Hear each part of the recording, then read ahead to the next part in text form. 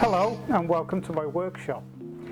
Today I'm going to start off a new segment because I understand that there's a lot of you out there that would like to involve yourself in CNC machines, but CNC machines can be very expensive, and especially ones that you would like to have in your own shop. And there is a lot of rubbish out there that you wouldn't be very happy with.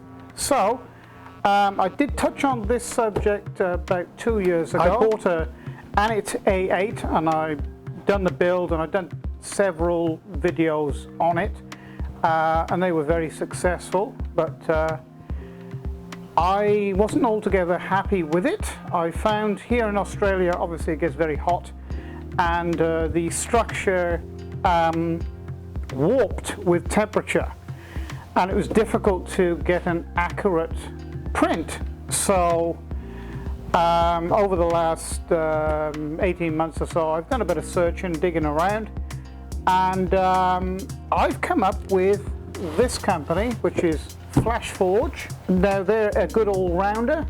They're, I wouldn't say new, but their products are exceptionally good, exceptionally well made, and they basically rely on dealerships such as in Australia it's JCar. JCar stock these. So you have someone to go to if something doesn't work right or something's missing. You're not buying directly off the eBay, although this company, they do sell directly to you, but and that's okay. But I would probably suggest you go to a dealer in your region, whether it be America, Europe, or Australia, but certainly JCar. And it's a very reasonably priced unit. This particular one in Australia is around about $700. Of course, in January you might get it a bit cheaper. So today is an unboxing, and I'll tell you as much as I can about it, and we'll see what it'll do. Just before I unbox it, a word on safety. Be very careful what you ask Santa for.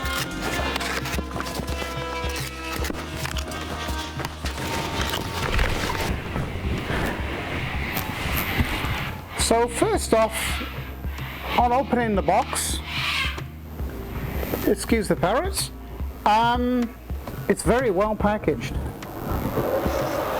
Let's lift the top section out here. In the top here you have cable, which has an Australian plug on it. That's a good start. Quick start information in English. It's a very good start. Okay, a few tools for adjusting and what have you. Another good thing with this too is fully assembled. And, oh, that's rather nice. PLA filament, 1.75 millimeter, 210 degrees, and it's a 0.3 kilogram. That's a nice touch too. I do understand that these will only fit this machine, but that's no great problem. We've got a 3D printer. We can print another one if we want one.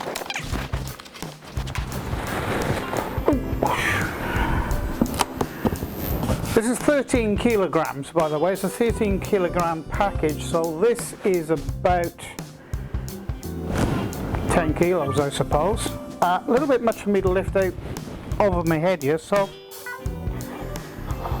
something else that came to me, and that is the most powerful wand in the world. So we'll use a bit of magic to get it out. That's the easy way of doing it. So, this is the Flashforge Adventurer 3, and this is exactly the type of unit that I wanted. It's enclosed, because in this environment in my workshop there's dust everywhere. Even though I have a dust extractor, you know, it gets everywhere, and I did fight with the Anite 3 against dust. The slightest bit of dust on that and it played up. So totally enclosed, and I always say this, you get what you pay for. This $750 worth Anite A8, 150 bucks. You know, it works, it does a job, but it's temperamental. This is a semi-industrial machine. You can use this in an office environment. It's very quiet. I'll tell you exactly how quiet it is and show you as well. It actually does tell you in the book, but I've just had a quick look on the internet into JCA's website, and it's 4.5 dB, which is very quiet, extremely quiet. It can work in an office environment and, you know, no bother at all. There's some special things about this, and I'll bring the camera in. I'll put a bit more light on so you can actually see what I'm doing.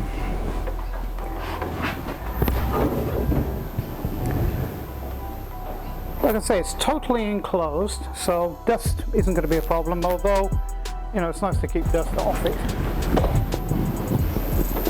So the build plate is totally removable, so it's a little bit awkward to do it from this angle, but press the plate down slightly, and so the build plate is totally removable, and it's semi-flexible, so you can easily get your part off, and it's got a textured finish which allows the print to attach itself easily and firmly, but there's no problem to get it off. This feels like a carbon structure, and of course it's a heated bed. So you just push down slightly and slide it in. We can reset this later. Now if I turn this around, I think you can see there, maybe not. You know, I'm going to have to turn it all the way around and get my pointer. And if you see here, this is a high definition camera. You can actually connect this directly into the cloud network, or straight into YouTube, do a live feed to show a print being made, or you can record from it, and that's one of the attractive things for me.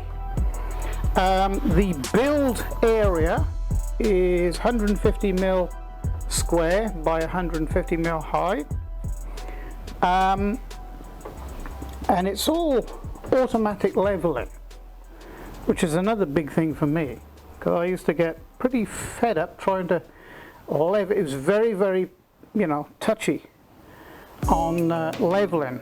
So all in all, this is a perfect unit. With this particular 3D printer, you could start a micro business in your bedroom if you wanted to. It's that good. Okay, there's a few things left to, so let's take that off. Incidentally, another thing as well, it's a full color touch screen. What I want to do now is just start to take, there's a couple of clips and that for shipping purposes that I'll remove, and we'll get it plugged in and get it set up. And we'll also download the free program, if you buy one of these, from Flashforge that operates the machine and does the slicing of a 3D STL file, and that's called Flash Print. Now these are the clips that clip onto the Z, which is the up and down screws, and if these are 3D printed, and if these are a sample of what this 3D printer can turn out, that's pretty damn good. Look at that. That's a pretty damn good print. Okay, before I plug the cable in, what we'll do, we'll have a look around the machine. So there's a USB port there. We have the power port, on-off switch, and we have an Ethernet connection here. Okay, so we'll plug it in and switch it on. Plug in and switch on.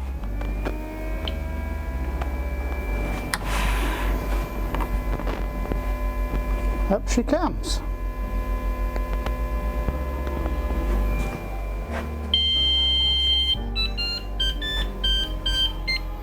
That's a nice touch.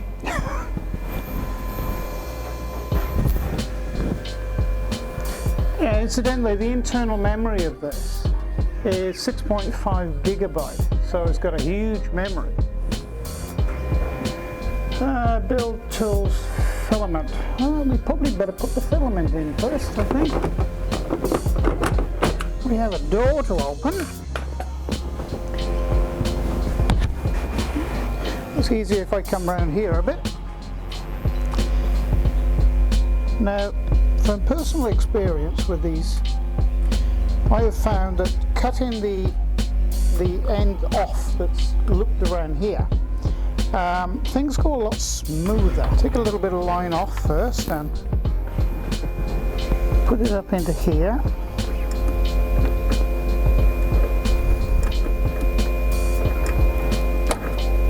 There we go.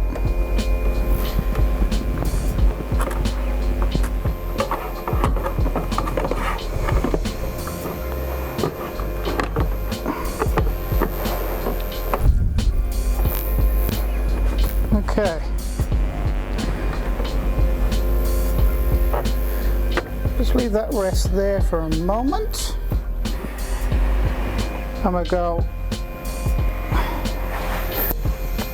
load filament.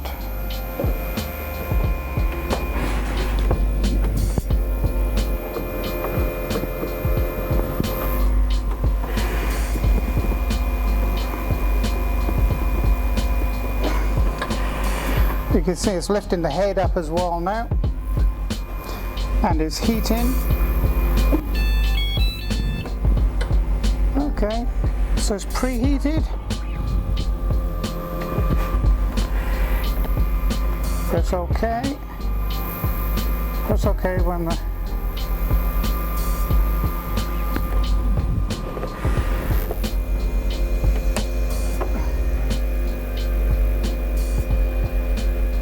okay, it's going. You can see that it's just moving.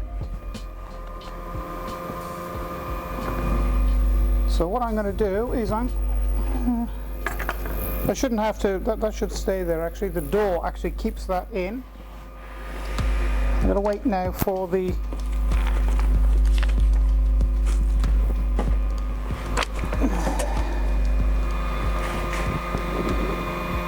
wait for the filament to appear here, which will take a minute or so. It's just very quietly feeding it in.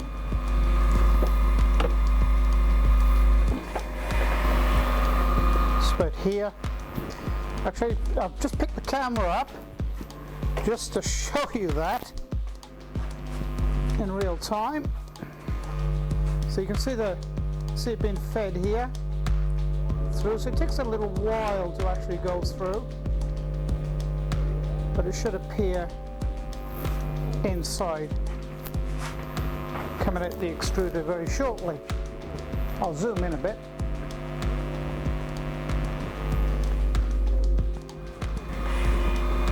Okay, it's just coming into the head now. Just so it disappeared down in there.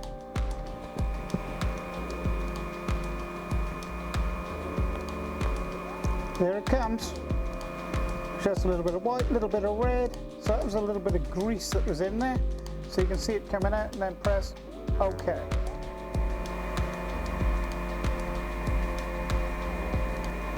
And back.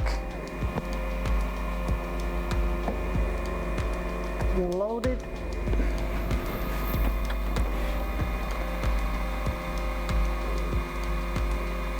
Cancel. OK.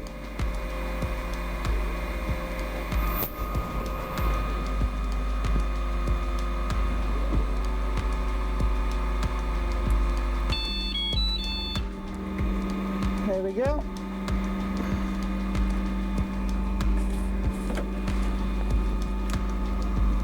So there's our filament. Oh, it was actually white plastic, so they've probably been running some white plastic in it.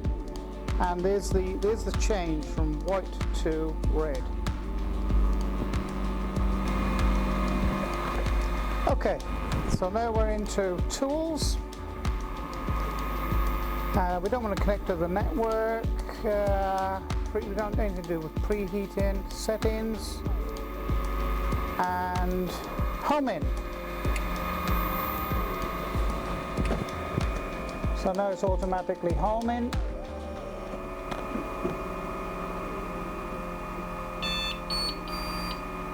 Okay. Home in complete, yes.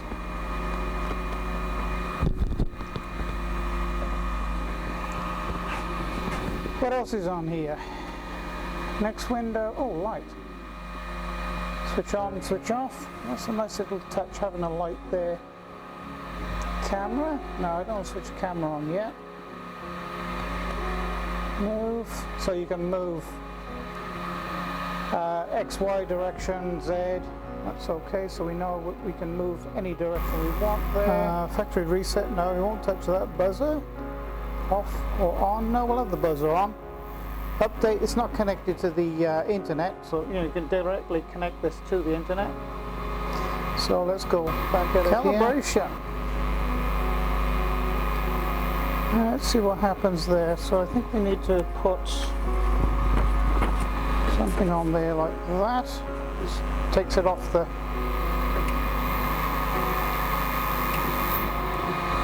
pre-adjusting.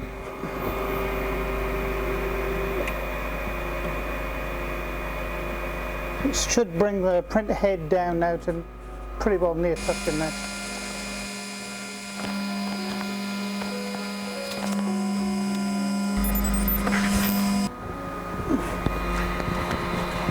Okay, so it's a little high. It's about, it's actually about 2.5 millimeter there or so. So what we want, let me get someone to measure this a minute, and that's that. So the way to do it is put your chosen measurement or gauge inside and just move it. Now you go to the extruder adjustment here,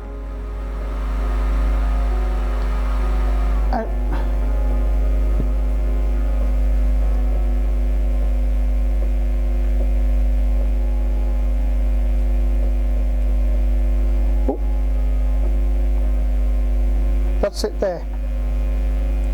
So I brought it down 1.1 millimeters. Now, what you do, you just pull, you can just feel like that as though it's a very, very weak magnet. Not gripping it, but just a weak magnet. Then take it off 0.1. And that is now perfectly set for the best. So now we press OK. My finger's a bit dry. It's saying completed. It's for the Z-axis. OK. And back out of that. Yeah, my finger's a bit dry. So yeah, everything there's fine.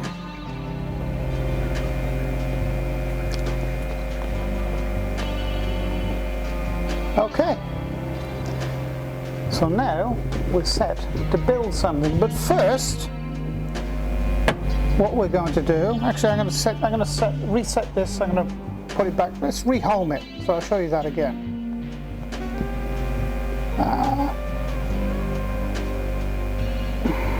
Settings, home.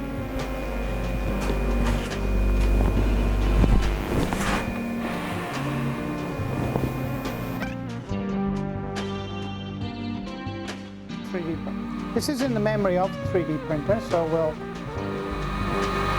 we'll say we want to build that.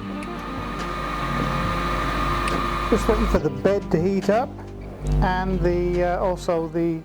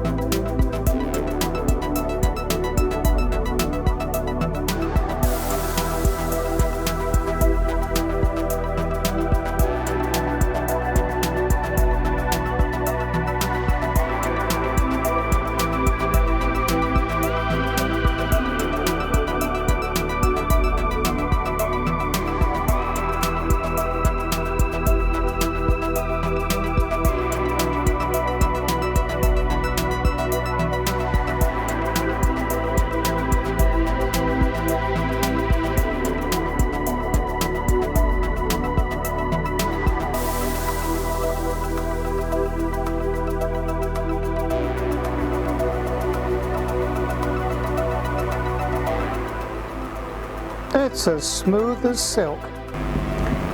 I suggest after you print something and you remove the build plate and put it back in, rehome it every time.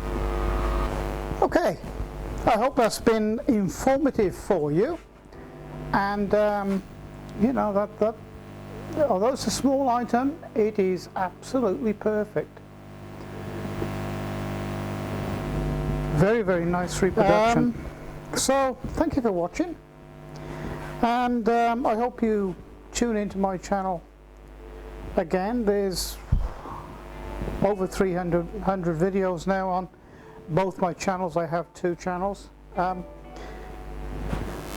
do tuition and show you how to use CNC routers, CNC milling machines, lasers, and I'll be doing more laser work this coming year, as well as 3D printing.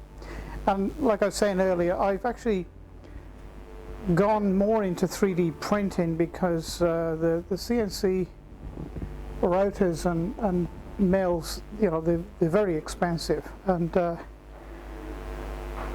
there's more of you out there, I think, that's probably interested in things that you can use in your home, such as a 3D printer. And I'm very interested in 3D printing as well. So please tune in again, and if you've liked this video, please press like, subscribe to my channel. That's always a very good thing to do, and I hope to see you again next time in my workshop. Bye for now, and have a very, very nice Christmas and safe and happy New Year.